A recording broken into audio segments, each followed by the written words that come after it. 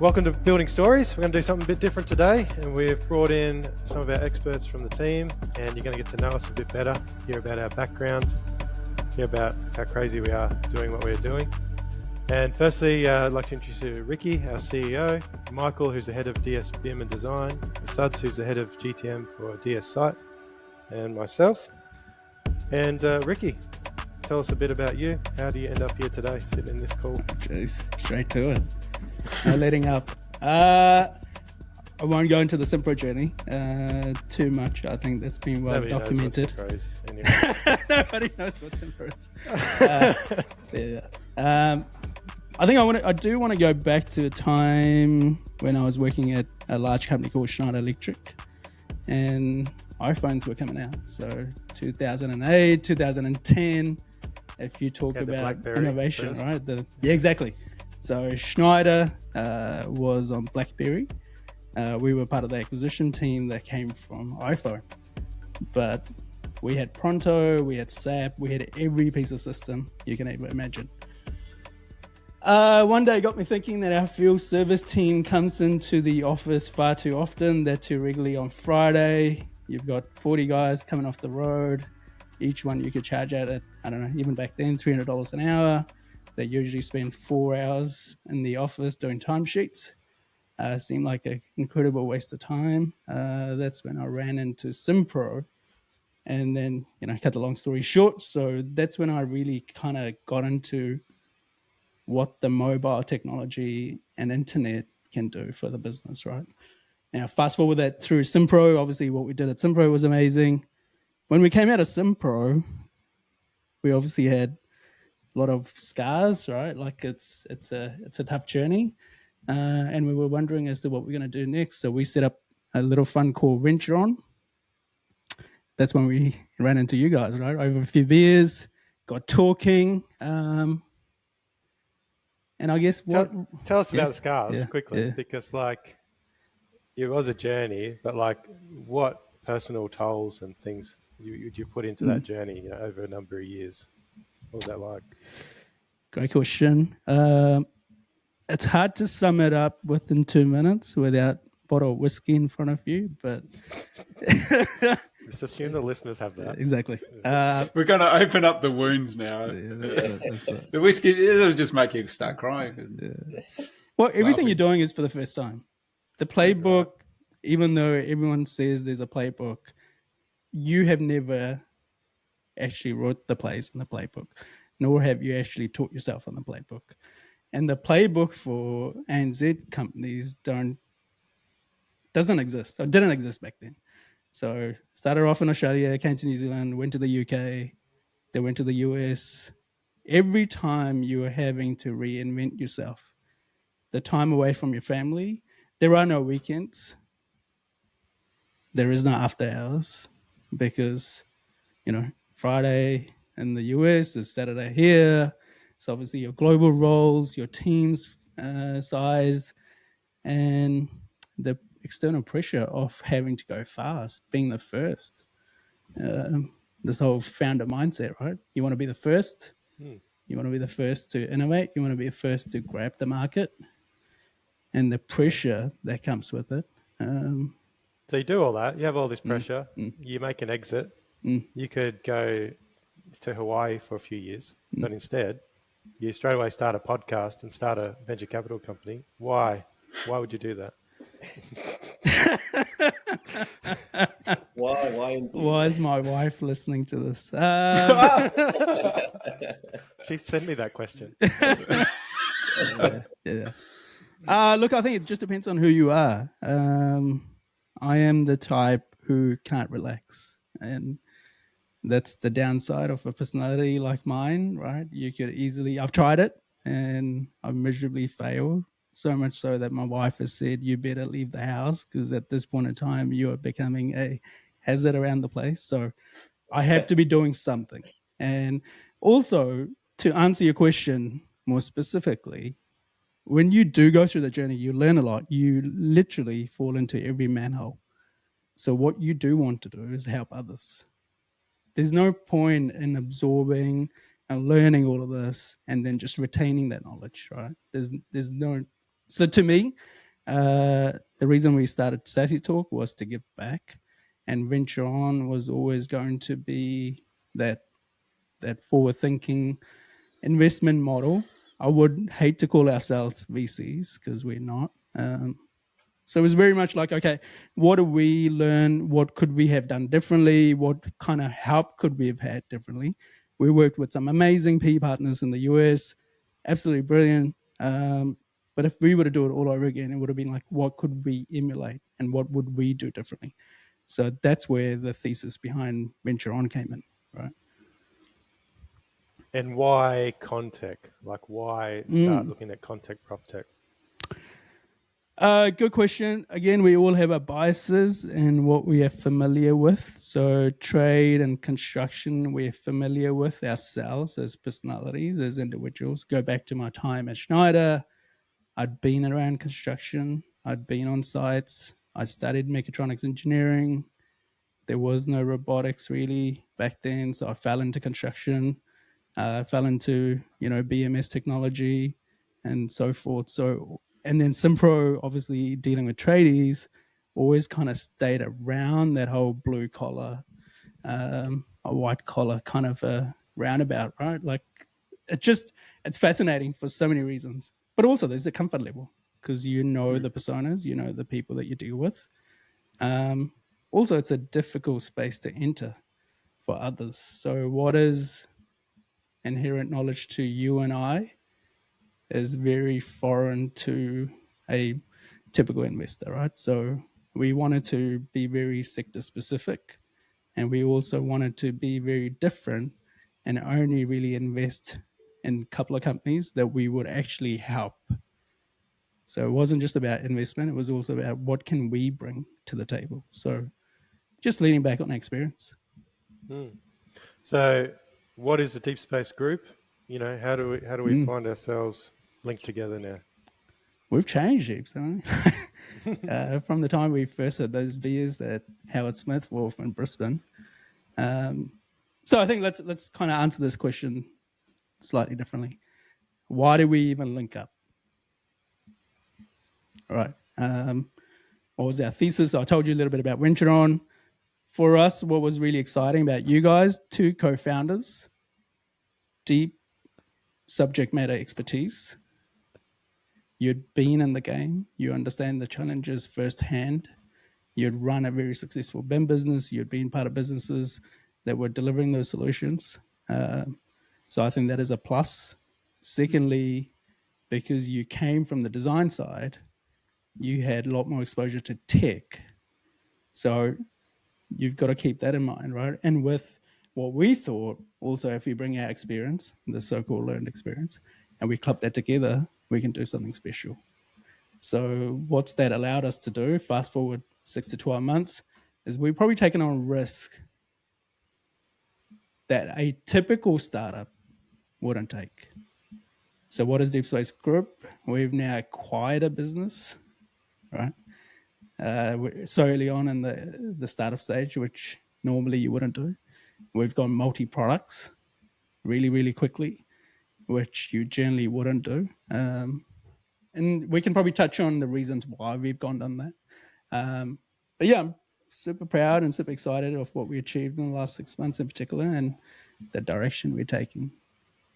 So go back, why you end up with 2 40-year-old blokes? A couple of guys out of uni, you can pay them cheap, you can shape them. Yeah.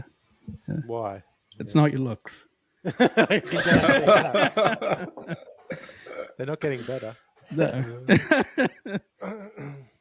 Your wife probably disagrees. You guys are good looking, but more importantly, I think, as I touched on earlier, we know what it takes. So having come out the other end, gone through the journey that we had, the domain knowledge is not to be taken lightly.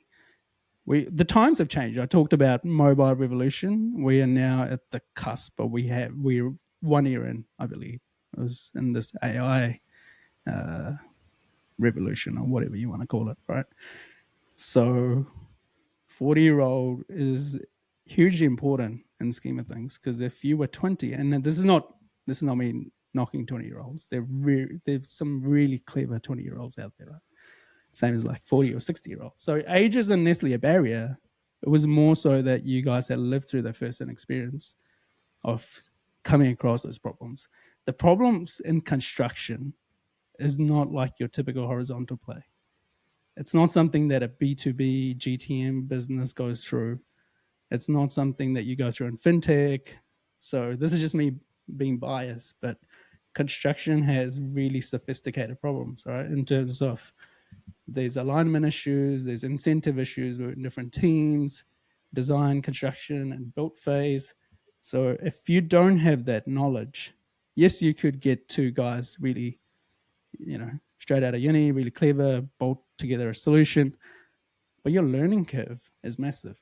And that would have been just us looking at ourselves and then kind of going back in time. And we know the pressure points, right? So I think there was two things there. And so obviously we're also backing ourselves and bringing that learned experience. But to answer your question, that lived experience is hugely valuable. So we got through this 40-year-old thing. So how would you describe the mission that Deep Space Group is on now as a collective? And I'd love to get everyone's opinion and views on this. So for me, it is a race in some sense, right? It's a race in regards to the fact what I just said. AI has changed or reshaped the game. So the fact we are in this unique position, we not only understand the domain collectively, right? We also understand the tech. We understand how to grow a tech business. So you've got 3 ticks there. On top of that, in terms of our product, I think we have a really unique value proposition is that we sit on project data. We bring all the data sources under one roof, and then we can harvest that and give our users that incredible insight that no other platform can, which also then, as a result, makes Kai, which we've only recently released, our AI agent, in my opinion, the strongest, the best, and the fastest in this construction industry by miles. So to me, that's really our vision. We're here to help our customers get better. Like construction is a fine art.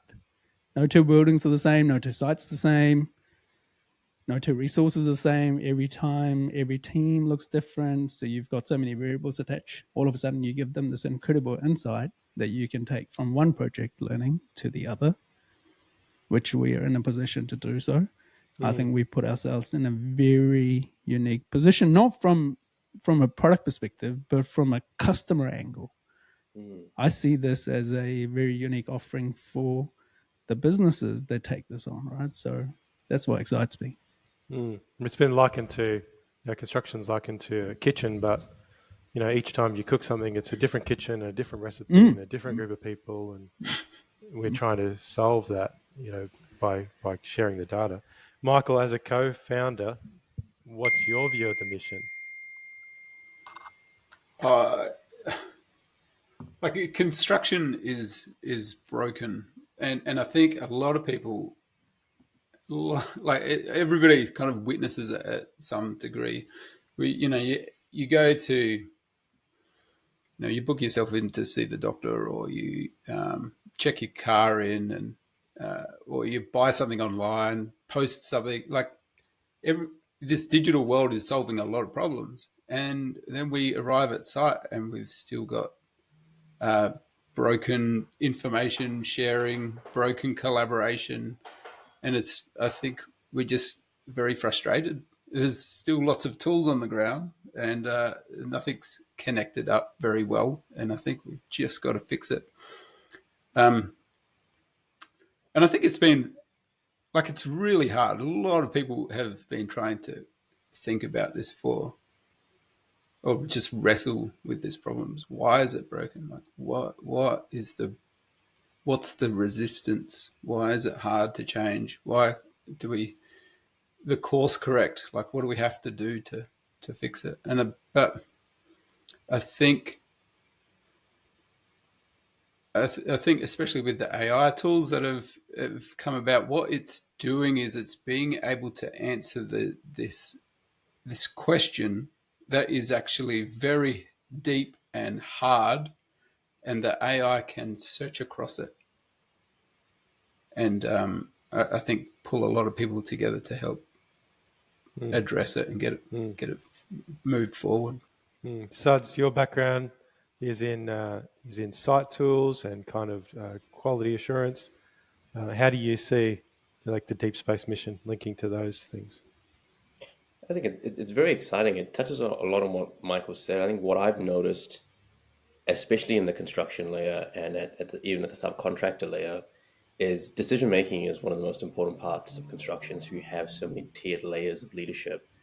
And as more tools have come on board, more point solutions, more solutions that are meant to sort of fit over multiple use cases, what's ended up happening is there's just lots of different data points, and it resulted in decision paralysis at a time where decision making should be accelerating. Newer projects, larger projects, more complex, more data, more stakeholders. And so what really excites me about Kai and AI is that bringing all of that together, we're actually enabling, right? And we're just improving decision making. And it's in my belief, after all these solutions have been out, and like Michael said, you still show up to site and there's still so many things that aren't working. It's that cohesiveness, specifically on the data. It's what the data is supposed to enable, and that's better decision making. So that's what makes me super excited. And as we continue to deliver these types of offers at the various tiers of construction, I'm really hopeful we're going to start to see that unlocking and people leaning back into their expertise and able to do that with more confidence, and that's going to result in more value. Yeah, I would also add, like, we've through the last 50 years, the knowledge worker has been very paramount to kind of industry and Western culture and society. The knowledge worker has gathered and sort of made themselves prominent. But what I think has resulted in that is a lot of work about work. It's not actually getting the thing done. And when you get into construction, it is about pouring concrete, erecting steel, getting the thing built. And there's still so much knowledge work being done that is too hard. So it actually is just work about work. It's actually not like get the concrete poured in the right spot at the right time. Like, why is it so hard to do that? Oh, it's because there's emails and there's correspondence and there's a drawing that we're waiting on and there's a concrete grade that we haven't really spec'd properly. And like, why is it so hard to? What are those barriers? Well, it's like we've got to take some of those pieces out.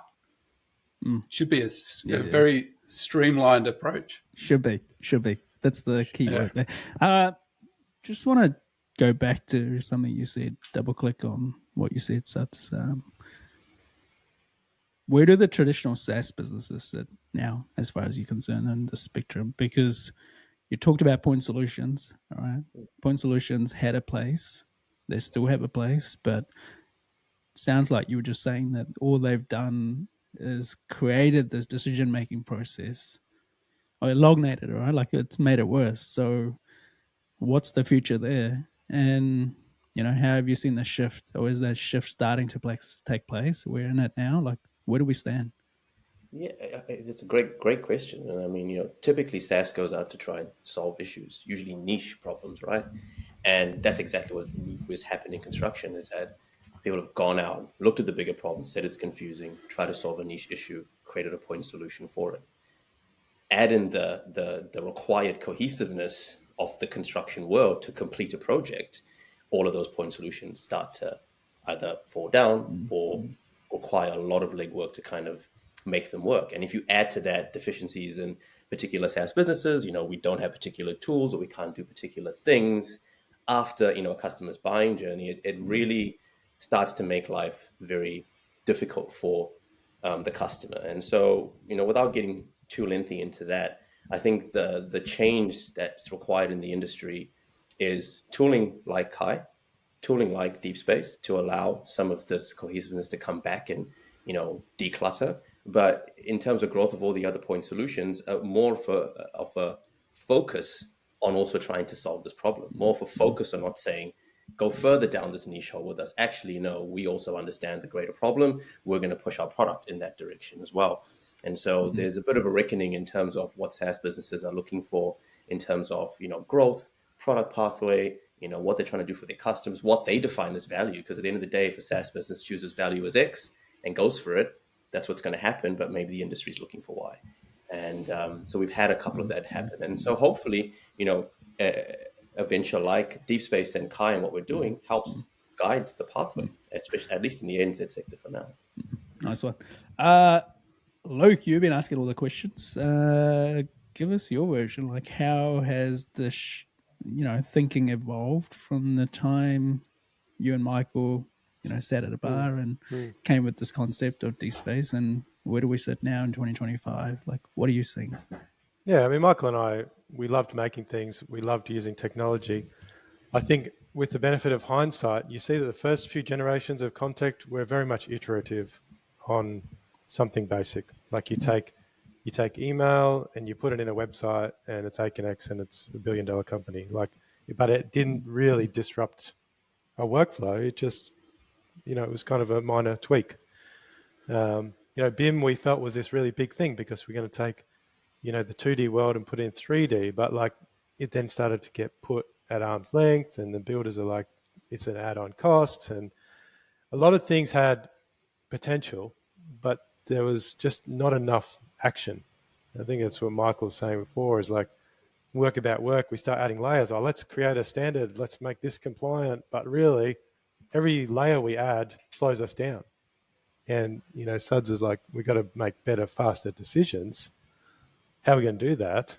We have to actually think fundamentally differently. And so Michael and I, we sat down, we said, the discipline, the industry we're in, we have to make it essentially redundant. We have to take the work that we do, we think we're super smart BIM guys, we have to put that in a computer, in a machine. We have to make that available to every construction business. And it really grew from there into something bigger, which is any kind of knowledge work in construction. Let's bring the data in. These people who are managing little Excel files on their desktop or a program in P6, or a lot of it can be now distributed into a team. As long as there's a system that's kind of this monitoring integration system, we're going to speed up those decisions because you have correlated data. And that's what all the point solutions ultimately lack. Even some of the bigger players, they're more like a Frankenstein set of point solutions. They're actually not connected very well to each other. I think that's one of the things we wanted to do differently with our acquisition is we wanted to make that site tool that we acquired very closely connected with what we're doing, connect it straight to the AI, connect it to other data sources, and really make this one Deep Space entity together. Talk to me. I mean, this is not about creating scarcity. Our solution, you touched on, it's about making yourself redundant or the future self.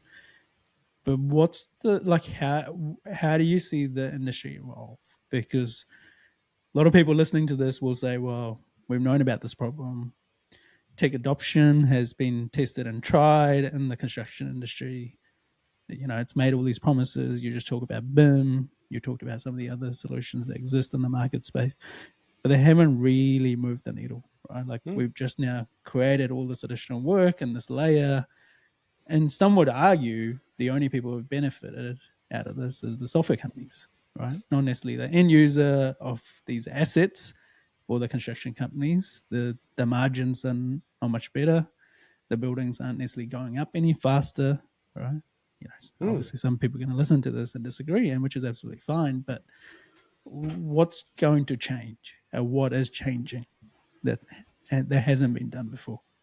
Well, it's exactly what you said. People are kind of fed up with paying for stacks of software and not seeing enough value for it. And they're now looking to reduce their tech stack spend. And they're trying to find a way to do that. Not that easy, because you've now got all these point solutions. You need to somehow work your way out of the problem. You need to somehow firstly get all that into one place where your team and your business can look at it. It's not just a layer for layer's sake. It's because the future is simplicity. versus complexity. You can't, like tech adoption is hard in construction. So the more tools you have, the harder it gets. And that's always going to be true. Change And I gears. think, Sorry. well, I was just going to say, I was going to add in, I think those owners, like these asset owners, and even, like government, who need to step up and drive the change. And I think about the world that we are creating for our kids. Like we might be working on a stadium or a hospital now that is going to get built in 3 years' time that our kids might go to, or my kids might deliver a child at that hospital. Like, so I want them to have that experience. And if we are looking around and all these buildings are starting to cost too much, they're not going to build that hospital. They're not going to build that stadium. And that's a sad state of the world. If we do not solve this, and if those big industry, like the industry and the big asset owners and the clients whose buildings these are, and in collaboration with the builder and the general contractor and the subcontractor, everybody has to make a better future. We have to build a better future, but it's on the line. Like this, it might blow out, and we can't actually afford the future that we want to give our kids. We all want a better stadium, airports, and hospitals, you see, Michael. But a lot of people listening in may just go, awesome, great dudes, 4 guys wearing deep space t-shirt telling you what the world will look like. I think no one disagrees, right? I think we've all had enough conversations by now with the industry experts, and we, talking about your experience. We've come from that place. It's almost like the problem is well known. Talk to me how you think the solution, or our solution in particular, or any solution for that matter, like how's software going to change that? Like, how do I convince my neighbor who is also living in the same society that his kids may not have a nice hospital to go to touch on what you just said, Michael, and what are we doing about that? Like, what's our offering? The software has to step away. It can't be about the technology. And when I book into a hospital or I book a holiday online, I'm not thinking about the software that's helping me sort that whole thing out. That actually falls away into the background. I could get through this operation and I'm home and I'm recovering. Or, the farmer with his big John Deere tractor is sorting out the things. All the technology has stripped away to make the work easier and the thing that we're doing easier. And I think like deep space can't be just a solution for moving data from here to there. It's actually got to make somebody's day a lot easier. It's got to reduce the risks very easily out of a project. It's got to, I log into deep space and I can see what I need to see very quickly. And suddenly I'm not a software solution. I'm a solution to, I haven't got enough people on site. We're a solution to, we've got some big risks on the project, but I can't see them all. Or we've got to hand over this project in 3 months' time. I'm not sure if we're going to be able to do it. Have I got a solution to that? What can we do? So this software steps back and it just gives people an interface. Like I don't, if I'm communicating with my family, I don't think, where's the software that's going to drive my phone to, and the tower, that's 3 kilometers away that it's going to connect to. Like I don't have to think about that. Yeah. It's solved for me. It's about outcomes, right? I think that's what's I see as the major difference. I mean, the pitch is every software solution has the same pitch, right? But I think what you're talking about is that we're in this. It sounds like to me we're right now living through the change. It's only when we come out the other side. It's like mobile phone. You just touched on as an example. It's so easy now. I don't know if you remember you guys watching Jurassic Park. but I saw those video calling and some of that, or like any one of those movies, right? In the 90s, it was near impossible to think that will be the future. You were being shown the future through Hollywood eyes. But now, we can all jump on this and we can do this quite easily. Like, we don't have to think about it too. I guess where I'm going with this question is that at what point is what we're talking about just becomes industry norm? I think it's coming quickly, and it's coming in the next couple of years. And that's what I have seen change even in the past, let's say 12 months, is the industry is now aware of the stuff that was sitting behind our thesis, and they're now actively looking to fix this problem, and people are making fast decisions. And they recognize that time is of the essence.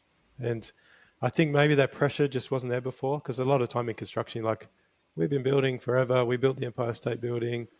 So many thousands of people died on that site, but we still got it built.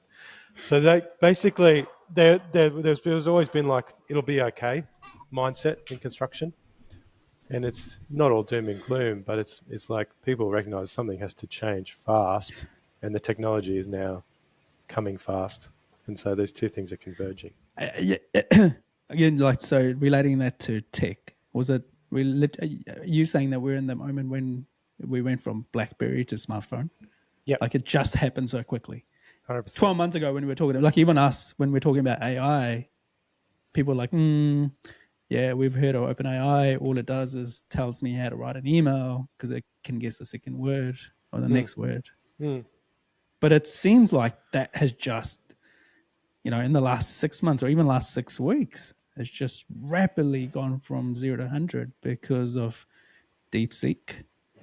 Because, and not just the AI piece, because people now, they get the LLMs and whatever and how it works, but they immediately go, this thing only can help me if it's been fed information about what I'm trying to do.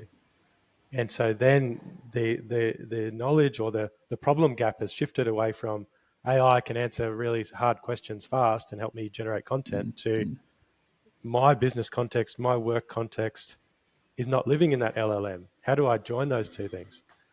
And we're talking a bit in geeky terms, but like that's ultimately Deep Space is like putting your project data in a place that the AI can actually work with it productively, which is a game changer. I think a non-geeky way of this analogy, I just absolutely love it. There's this. I can track a pizza getting cooked on my phone, so I can order my pizza from my phone, but I can watch a status on whereabouts my pizza is in the queue, if it's in the oven, if it's being cut up, and when it's going to get delivered. Right. So I think demand. If I can do that with a pizza, why can't I track the steelwork on site? Like, why? Why can't I know that the concrete truck is pouring that piece of slab today, and I can walk on it tomorrow? So this demand, and now everybody's got a co-pilot sitting on the computer. Why can't I ask my project, where are we at today?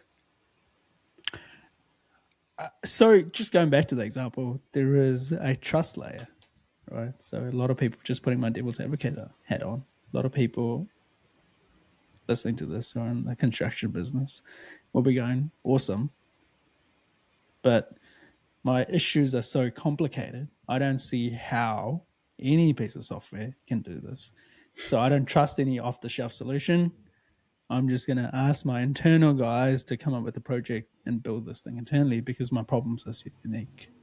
Yeah, I think that's a story you often hear. Talk to a lot of people like that. Yeah. Few things happen. You put a lot of money into it, you put time into it, you buy some resources, you build something, and literally you struggle to get the adoption the exact same way, and then you struggle to maintain it. And this is not like a self-serving story. This is just the story we hear. And all these guys, even the large multidisciplinary consultants, they got analysts, they got coders. They don't want to be a software company anymore because they recognize this is not what they are about. They're about designing or they're about building. Like why do you have coders in house? Why are you trying to do that in house? Certainly, your business has some things that make it different. Principles around quality and certain a mission that your business is on. But data analytics is not what your business is about, and AI is not what your business is about. It's about serving those higher goals and putting pieces in place to do that.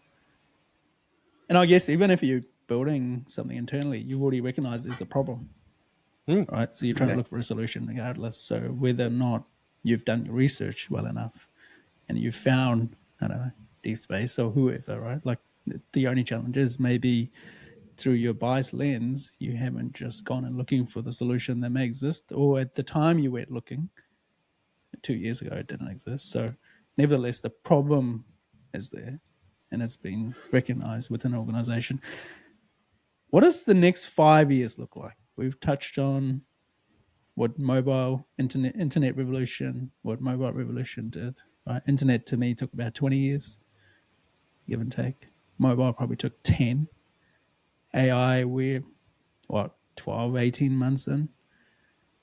Things are happening pretty quickly, like rapidly, changing by a day. What's happening in 3 years, 4 years? Following this path and looking at adoption, it's going to be, wide scale adoption. It's going to be those typical conversations we've had around, especially with AI, where people lose jobs. But my personal viewpoint on it, it's going to be a return to a norm, right? I think you brought up that point of norm before. It's this whole trajectory to get to where we've gotten to, where AI has become relevant, has come from, we've got a job to do. I think what I want to do as a project manager, but I need processes. How do I do that on paper? Or, then I don't do it on rudimentary CAD, then I do it on Excel, then I do it on mobile. It's like you've got this revolution that's been going on for decades now, to the point where the project management job itself has been diluted away from its original form. And the one thing that excites me about AI, especially something like, data extraction AI and what Deep Space is doing, is we're actually going to help people return back to that norm, where your most important thing is to come into work in the morning and use your project management expertise to address the problem and have access to things like data and aggregation and tools, and not spend, half your time cobbling that stuff together just to make a decision that you're still not quite sure about because you can't trust your own, data aggregation. So yeah. I find it exciting. That's sort of where we're hopefully going to get to in the next few years. I hear you guys, right? Like, so I'm on this side of the fence now. Or great. I hear you. If I'm an exec sitting in one of these companies, or if I'm a project manager, or if all I'm going to get is my time back, surely I'm just going to be given more work. So how does that improve my life? I don't understand that. Help me explain that to me. Even if any solution makes me go faster and smarter and harder, I'm just going to be given more work. So my life remains the same. Yeah, there's a bit of a difference though. There's the difference between like digging a hole with a shovel or pressing a button and a robot digging a hole for you. So like, do you want to really be doing repetitive work over and over again, the style that you've been doing now, where you're there on Friday at 6 p.m. and you've got a big pile of drawings from the architect, you're trying to review them, find the gaps, mitigate the risks before Monday? Is that the kind of work you want to keep doing? Or do you want a machine to do a lot of this for you, give you a summary, send the email for you, and you get there on Monday and you call the person, say, look, we found these problems in the drawings. Can you please look at this ASAP? And you're still there, you're still necessary, but your interactions are much more pointed. You're less stressed. You're using your brain power for strategic reasons, process improvement.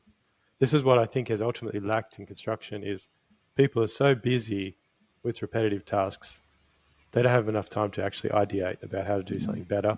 They're not given the time or space to do it. So as a business, I should be able to charge the same, improve my output, right? Because it now has given me my time back margins, where I can actually, some more margins, right? Effectively, what we're talking about. But better outcome, ultimately better outcome, because you just mentioned if you remove the administration work away from me, I can probably do problem solving. I can probably think and give me the white space thinking, Mentoring, knowledge mentoring, sharing. all that sort of stuff, right? Knowledge gap that's been created in the industry. So we've solved all the problems on this podcast. I want to go back to you, Ricky. So you look at all these incumbents, look at all these big content companies. They're now massive. They got heaps of resources, big teams. How's deep space really going to make an impact? When you look at this big ocean, dude. I think it's no different than if Elon Musk or Mark Zuckerberg or Ricky Sevta of 2017 answer this question. Is I think the biggest advantage any startup has, not just us. You got small, scrappy team who is laser focused, who does not care about the time. They just are so customer focused and so outcome driven, and also just want to make a name for their customers and ourselves, right? So inherently, we are that much more driven, and I think that really has always been, I felt like, startups' moat. It's not to say that bigger guys can't do it, and they will definitely do it. It's not a case of, if the challenge with larger businesses, having been at the tail end of a business that grew from startup to scale up, when you have fighting priorities, it's no longer about 5 things, it's about 500. And the product dev work, your distribution, everything slows down. So your time to react to market conditions are dramatically slower. And that's the only way, like, I think not just eSpace, but any startup can come in and make a difference. The other good thing is, like, I think we are now in this era where you've got a lot of corporate customers who are willing to recognize that and are willing to give the local startups like DSpace a chance, right? Like, we've spoken about some of this at larger events. Like, as an industry, it's a call out to industries that you must at least look at the options that are available in the market space, not just lean back on corporate layer. So I don't know. That's what I'd have to say to that. Let's get real then. So we've got product lines in deep space and we've got customers. Let's make a link between these product lines and customers. So Michael, DSBIM is a product that we brought to market. Who's the customer? Tell us some stories about how people use it. So I think DSBIM, this is where we started. And I think if you go back to some backstory, like you and I came out of this consulting business. We if you go back even further, we're from the design side. You're an architectural firm. I was at a structural engineering firm. When we got together and we started this consulting business.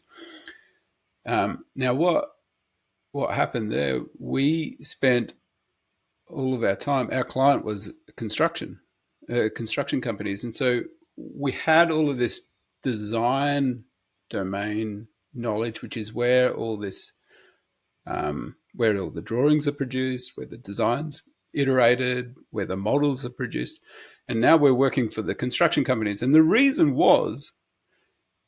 is that the construction companies, hey, we're telling them there's more to these drawings than you could just see. Underneath those drawings are produced by all of this amazing data. You just got to grab hold of it. And so we spent, 15 years working for these construction companies, showing them what they already had. It's all in all this data is over here, coming from the design team.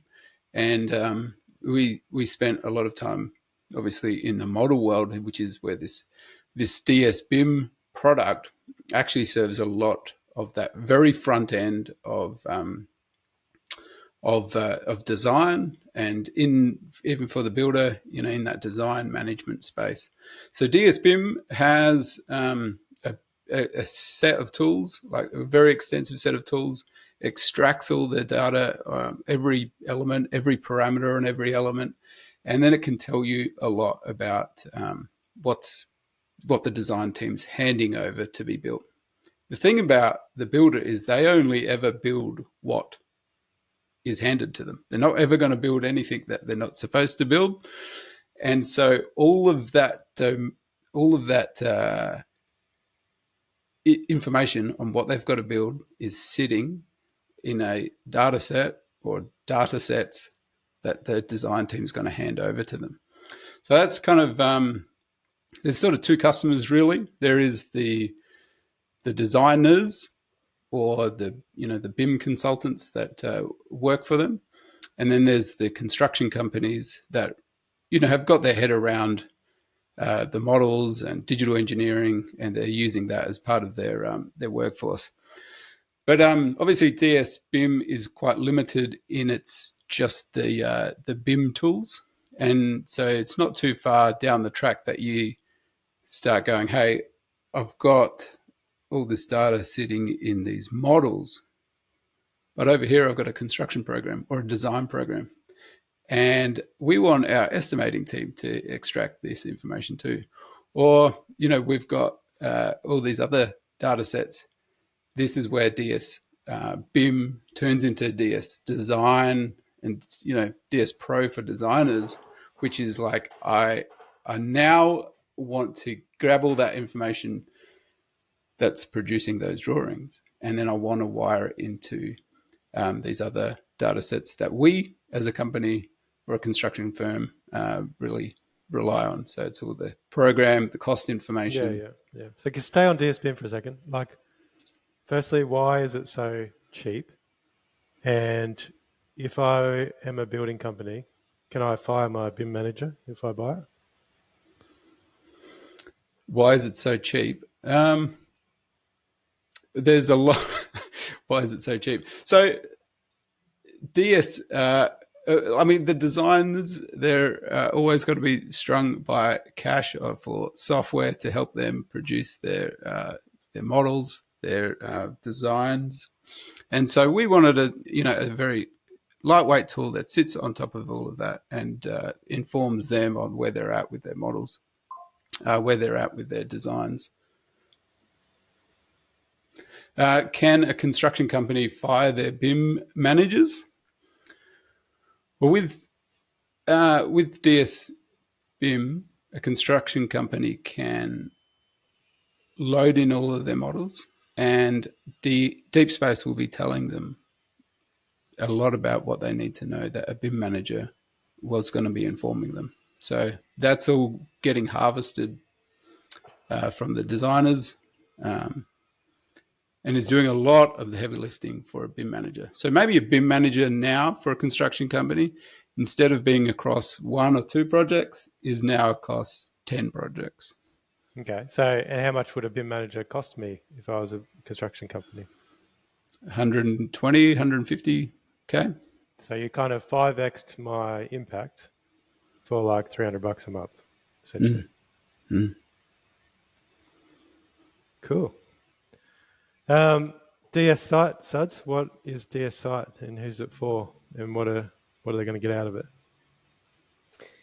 Great question. So DS Site, we're speaking quite a lot about the design and some of the upper layers, as you would call it, of the construction life cycle. And you touched on before, through acquisition and through wanting to continue to serve tools, but also the Deep Space vision and journey through things like Kai is really, really important. And that's where DS Site comes in. And the main aim with DS Site is field management through a lens of quality and safety. That's sort of the overarching goal. What is it trying to solve? When you get down on construction sites, whether it's low-end commercial, residential, high-end residential, subcontractors, contractors, and the people that are sort of in charge of bringing these assets to market or bringing these assets to completion are still working through a lot of compliance requirements, but also a lot of adoption issues, engagement issues that are related to tech adoption. So we've got various tools out there helping with things like inductions, site sign-ins, incident reports, and so on and so forth. And again, a lot of the points we've touched on here around tech adoption are 5x'd in that environment. Busy people on phones doing work, maybe not a lot of drive to actually fill out these bits of information, whether it's due to age or busyness or whatever. So DSite hopes to come in and offer, first of all, an affordable solution for this tranche of the market, but also offer visibility. So at that sort of mid contractor and residential builder level, start to give them tools to be able to pull in all the data from that site in regards to compliance and specifically quality and safety, and then be able to do a lot more with that data. So at the DS site level, understand where your workers are, what they're doing on the day, receive back any forms you need to, safeguard yourself against that WorkSafe visit. So if no one knows when that WorkSafe visit or what's going to happen, having a tool like DSite gives you that sort of confidence around that as well.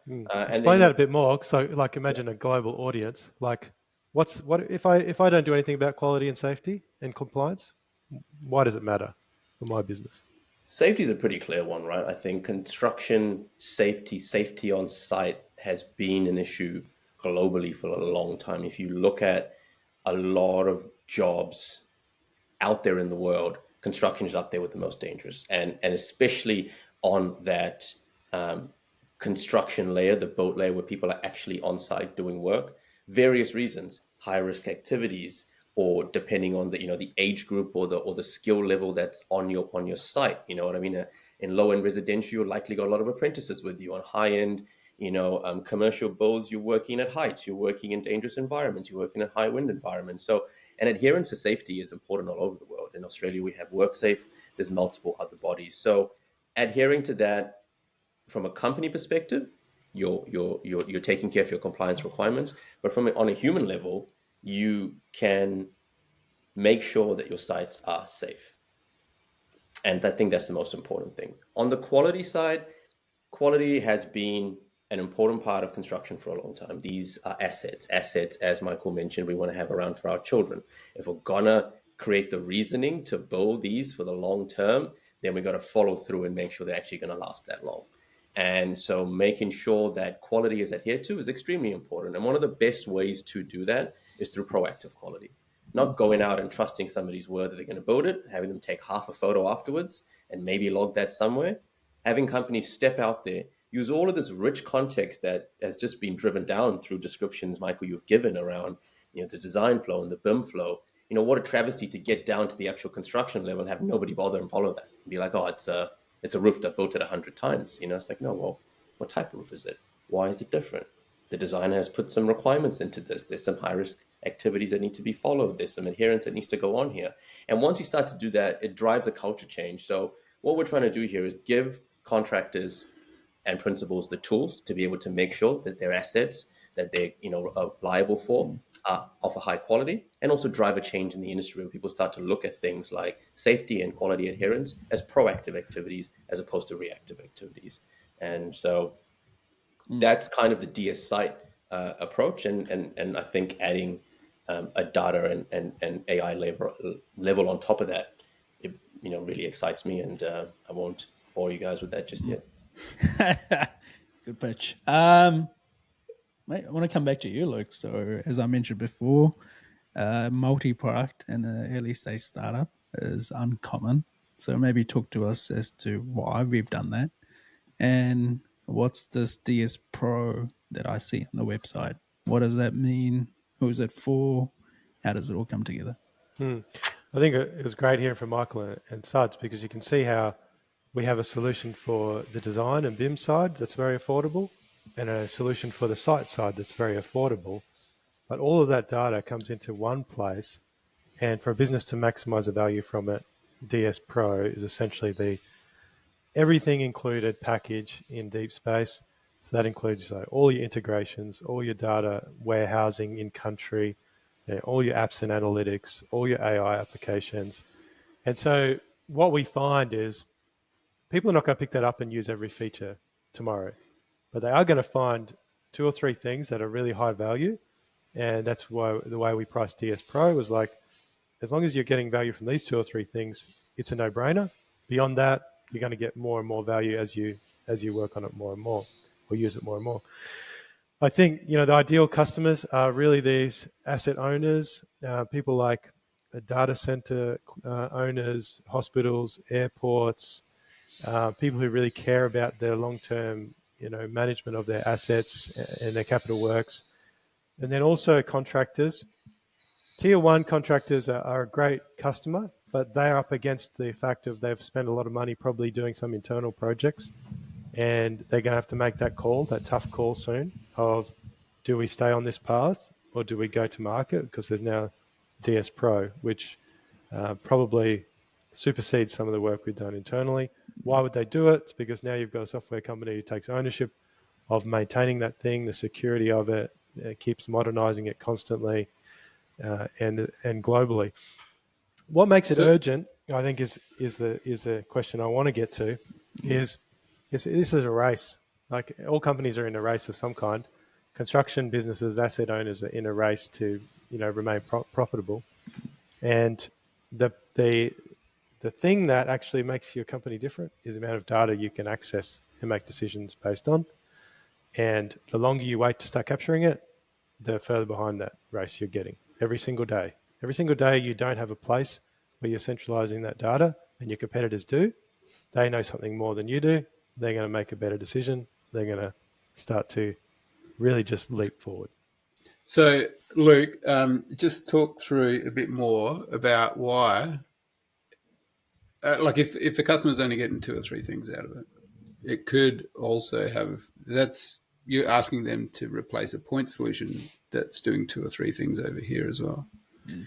So, I mean, we talked a bit about how construction is difficult, and it is, and we've got to totally acknowledge that construction is hard. There is a lot of people, but having a full stack from design through to site and aggregating data across many different places, you've got this kind of multifaceted view of your project. And so just talk through why you need to get all your data in one spot, and why DS Pro has to be a solution across from design through to site. Yeah, it's all about correlation, because a decision you make in design could make your site less safe and lead to more safety incidents. Like, right from that moment of drawing some lines on a page or in back of a napkin sketch to the moment you're hitting a nail on site, there's a golden thread. And at the moment, it's all over the place. It's been chopped up and stuck in 20 different point solutions. And so that's really, part of our big vision, is that, Deep Space is a place that connects all these things. It's already doing it. But ultimately, it also shows you what's the impact of a change. Like, if this drawing changes, how does that affect cost? How does that affect quantities? How's that going to affect time? How's that going to affect the guy on site who's already started building over there? All these things are linked in a real-time fashion. But at the moment, we'll wait till the end of the monthly report, and then we'll have a meeting with the state GMs, and it's too late. This is why projects go behind and why companies go under, because their decision-making is too slow. It'd be cool to just throw out some examples here of how we actually see this happening. Like, we talk to customers, all week. I was talking to someone, and we were looking at some trending information on just the model deliverables. And so what this customer is looking at is there is this flat line happening for one trade. They just kind of stopped work. And so, we're collecting data, all these data drops, and you can see nothing's happening with this particular trade. And so the correlation, like, I just kind of want to get pointy. What you're saying is, and what this customer is witnessing is, like, why is that flatlining? Why is no work happening for that particular discipline? And why are they still putting a progress claim in if they're not doing anything? Yeah. And the answer to that data might be in another data set. It might be in an email correspondence. So now Deep Space can search across all of that to give you the reason why this over here is showing that. It's because of that. And in that example that Luke just gave, and it kind of finishes yours as well, is like, if Deep Space can help you understand that a decision at the BIM or design level has related in activity that's more dangerous, like taking that a step further, you also want to figure that out as soon as possible. Like you might know that it's come from design, and you don't want to wait till the end of the project and 8 safety incidents before you figure that out. You're getting daily forms filled out in DS Site. You should be able to take that information, go straight back up, and figure out straight away, hey, actually, there's the correlation between these two. This central layer is telling me that this safety incident has happened 3 times in a week. It's more than likely caused by this particular data point here. And I think that's what really excites me, that two-way communication. And from a safety perspective, I think we all know what the value is there. And that's the few things we identified for project managers is like program, analytics and the ability to manage program better, risks, and also the ability to basically save your project lessons. And this is something quite unique in our platform, is at any moment with any data point you're looking at, you can save it as a lesson, which becomes a lesson for the project, but also a lesson for the organization. And at the moment, a lot of people are waiting to the end of projects to do lessons learned, at which point you've made that mistake 3 or 4 times again on other projects. So the ability to get that lesson to kind of the board level, executive level as fast as possible is also a unique thing in DS Pro. Not to mention those mistakes are costing 50 grand each. At least. Yeah. So dudes, what's the one call out to the industry? Build with data. And don't wait. Don't wait any longer, because it's coming with or without you. Deep space, we know we're in a race because we know our competitors are coming. Your competitors are coming. But we had some awesome success with recent customers. They're loving it, and love you to come on. So if I'm an exec in one of these, companies that you spoke about, what do I have to do? Just reach out to us, have a chat. We'll come visit you and look at your workflows. But ultimately, we have an off-the-shelf product that's ready to roll, and we have implementation that's really easy. And it's just more so the question we get to is like that 2 or 3 things that make it a no-brainer for you. Once we've got that in, your whole business is going to start benefiting because your whole team has access to this across multiple projects. And that's why we see we've got traction in Hong Kong and Asia and Saudi Arabia already, because it's quite unique, the offering that we're bringing to market. Yeah. Nice. And what does the future for Deep Space look like? I was going to ask you that question. What's 2025 hold? 2025, I think, is by far the most important year at Deep Space for a number of reasons. I think one, we spoke of right at the top of the call, right? I think the merging of tech. Secondly, I think there's just so much happening. In Brisbane, where you are now, Luke, Olympics are taking place. In Auckland, City Rail Link is a mess. The number of projects around the world that are feeling the pinch has been escalating.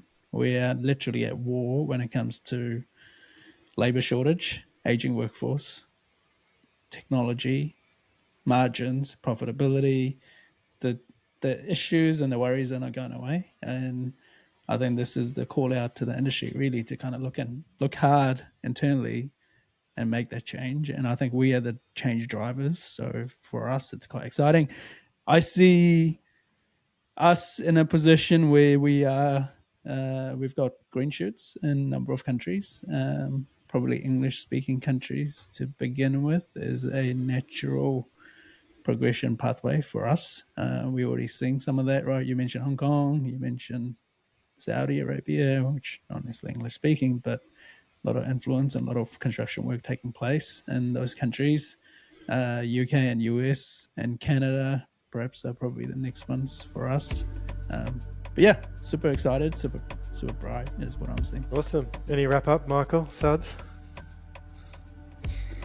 For mine, I'm just, like I said, very excited the change we can bring to the industry, and it's not just at one level, it's at multiple levels. And like a parting kind of thought is that I think we're really excited to put trust back into the hands of the people that want it, right? And I think that's been people have been searching for it for a while, but it's been hard to get a hold of. And I do really believe this is going to bring that change, more trust in your decision making. Yeah, and I just like what you're saying, Suds, is a phrase that I like if nothing changes, nothing changes. And I think that's where it's at. We've got to do something. You're running a construction company. Is it going to be the same as it was 5 years ago, 10, 15 years ago? Or are you going to change and do something better? Yeah. Another saying I like is, if you suck the lollipop of mediocrity, you'll suck forever. So, let's not do that. Thanks, guys. Thank you so much for your time. Hopefully that helps people understand a little bit about what we're about. And yeah, looking forward to the year ahead. Awesome. Very much so.